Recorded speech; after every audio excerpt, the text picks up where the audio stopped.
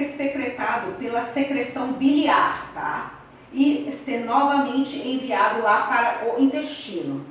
E isso exatamente seria a circulação enterohepática, tá? Do fígado novamente para o intestino. No fígado, tá? Como eu falei para vocês, elas vão sair lá das células do intestino, após ser absorvidas, vão chegar lá no nosso fígado. E no fígado pode ocorrer: o agente tóxico pode ser biotransformado, ou totalmente, ou parcialmente. O agente tóxico pode não ser nada alterado. Ambos os tipos, sendo alterado ou não, tá? O agente tóxico ele vai ser secretado pela bile no intestino. Tá? Aqui uma imagem mostrando esse processo de secreção biliar. Então chega ao intestino, tá? No intestino vai ser absorvido, aí vai absorvido pelas nossas células do intestino, chega nos vasos da circulação porta, vai lá para o fígado. No fígado pode ser biotransformado ou não ser. E aí, mesmo sendo biotransformado ou não, ambos vão ser eliminados, tá? Pela secreção biliar de volta ao intestino. Existem 3 sistemas de transporte ativo para a secreção de substâncias orgânicas na bile, tá?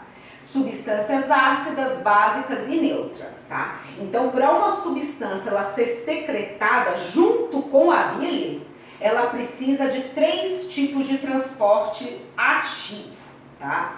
Quando a substância é ácida, básica e neutra.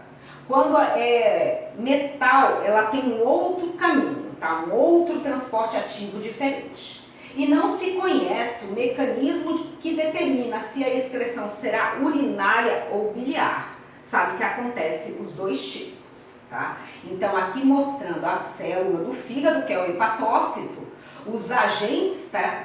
Para poderem serem eliminados junto com a bile, tá? Então, tem aqui o transporte, transportadores que estão presentes aqui na membrana, eles pegam as substâncias e vão levá-las ao interior para formar a bile. E a bile vai ser secretada lá no intestino. Um exemplo, a morfina é um exemplo típico. Ela é conjugada com ácido glicurônico no fígado, formando o gliconídeo de morfina, que vai ser formado, tá? Então a morfina precisa se conjugar com aquele ácido glicurônico lá naquele processo de biotransformação que eu formei para vocês, tá? Aí ele vai formar o glicurinídeo de morfina, que vai ser uma forma ativada daquele componente, e depois ele vai ser secretado junto com a bile, tá? Então essa morfina precisa sofrer esse processo de conjugação, tá? Lá no fígado, e depois ela vai, o componente que vai ser formado, ele vai ser secretado, tá? Pela bile lá no intestino. Neste local, pela ação da enzima glicoridonidase, a morfina vai ser liberada e reabsorvida. Então, depois que ela é lançada lá no intestino, ela vai poder ser lisada, tá?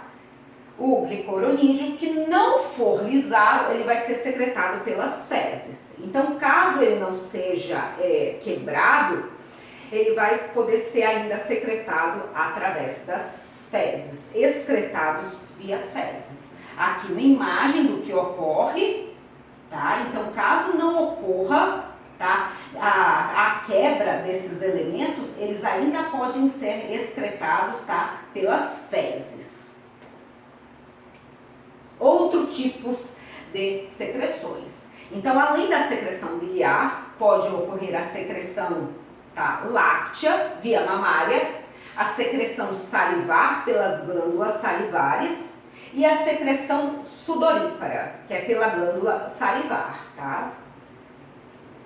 O último tipo que eu vou falar para vocês é a excreção pelo ar, tá? Gases e vapores inalados ou produzidos no organismo são parcialmente eliminados pelo ar, tá? Então, se aquilo que entra normalmente na nossa respiração, pode ser eliminado através do ar que está sendo expirado pelo nosso organismo. O processo envolve a difusão pelas membranas. Para substâncias que não se ligam quimicamente ao sangue, dependerá da solubilidade no sangue.